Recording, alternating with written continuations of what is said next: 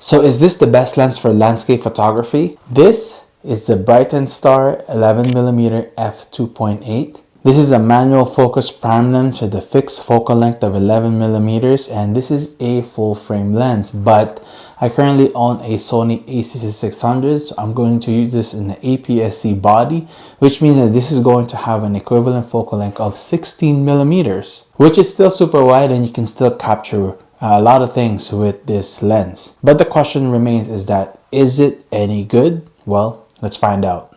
Looking at the physical features of the Brightin Star 11mm f2.8, the first thing I notice about this lens is its full metal construction. Because of that, this lens feels amazing and it feels premium. However, because of the full metal construction, this lens does feel a bit heavy compared to my other lenses. And if we look at the front, we can see that it has a lens cover that covers the glass.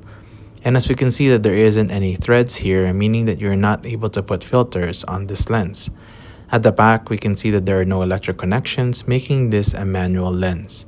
We have the focus ring on the bottom, and we have the aperture ring at the top, and this is a declicked aperture ring, meaning that you won't hear any clicks as you rotate the aperture ring. Both the focus ring and the aperture ring have a smooth feel to them when you adjust them. However, it does feel a bit tight, which is not a bad idea because you don't want to accidentally adjust them by accidental bumps. Overall, this setup looks absolutely amazing, but it does feel kind of heavy. But how is the image quality?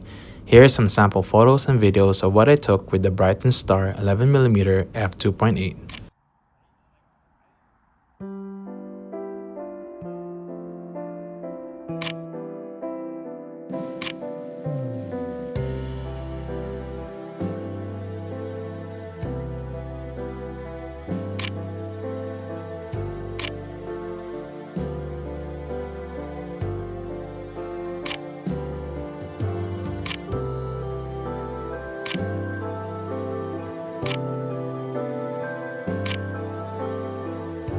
So is the Brightin Star 11mm f2.8 the best landscape photography lens?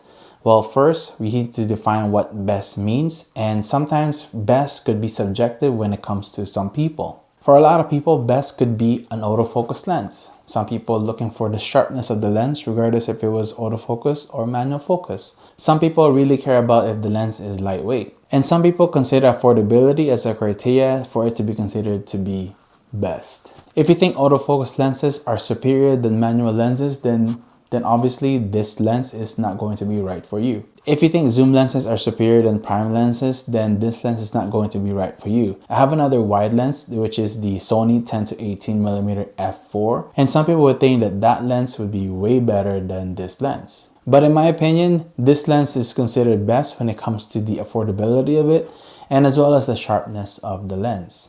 First, let's look at the sharpness of the lens. To be completely clear, I'm not an expert when it comes to the lens structure of the lens. I'm coming across of this as somebody who just loves landscape photography and who loves to share that photos in social media. And in my opinion, the Brightin Star 11mm f2.8 is pretty sharp, but there are some apertures where it does comes a bit short, such as in f2.8 in some of the corners and in f22, which is kind of disappointing considering that you should be able to get sharper images the further you go with your aperture ring. The sharpest photos that I found are in the f8 or f4, which is pretty good still. And once again, if you're going to be like me, who's just going to share this to social media, those softness in some corners are not going to be noticeable at all. Now let's move on to the affordability of the lens. When it comes to the price point of the Brightin Star 11mm f2.8, this costs about $400 Canadian, which is pretty cheap considering the Sony 10 to 18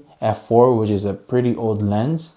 It still costs about $800 Canadian. So the Brightin Star 11mm f2.8 is still pretty affordable comparing it to the Sony 10 to 18mm f4. In my opinion, if you can find a lens that is under $500, I think that's pretty good, and I think that's pretty affordable. But my overall thoughts with the Brightin Star 11mm f2.8 is that this is a pretty good lens, and the quality you're gonna get is pretty good as well. And if you love landscape photography, looking for that wide angle lens, then the Brightin Star is worth checking out, even though that this is a manual lens And even though, in my opinion, it's kind of heavy, you can still get great images with this lens, and it's a lens that is very fun to use, and I'm pretty sure you're going to enjoy it as much as I did. You can definitely get amazing photos, and you can get creative with this lens. So if you want to check out the Brightin Star 11mm f2.8, I have an Amazon affiliate link down below. And to further support this channel, please consider pressing that like button and consider subscribing for more reviews just like this one. Thank you for watching, everyone, and see you in the next video.